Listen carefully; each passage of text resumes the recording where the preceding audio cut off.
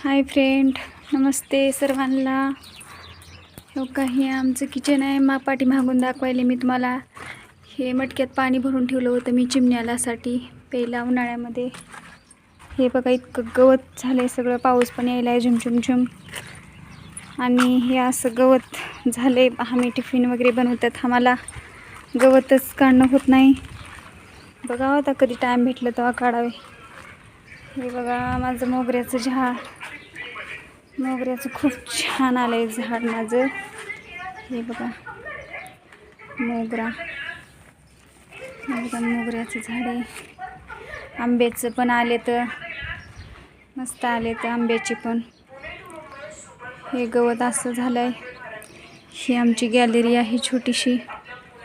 Please support करा.